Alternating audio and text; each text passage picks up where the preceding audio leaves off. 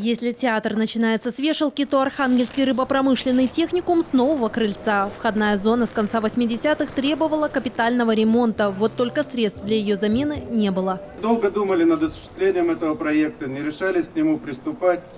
Но чувствуя за спиной поддержку такой мощной организации, как Мурманский государственный технический университет, взялись. Проект осуществлен полностью от проектирования и до того, что получилось за счет собственных средств техникума. Новый центральный вход строители возвели буквально за 2 месяца. Для самих курсантов он как парадный трап на корабль, где они приобретают необходимые знания и получают хорошую физическую подготовку. За 75 лет существования мореходки из ее стен вышли 14 тысяч специалистов. Мы даем слово, что будем беречь и охранять символы нашего техникума.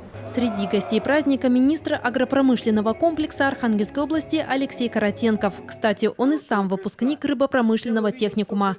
Крыльцо очень крепкое, очень надежное.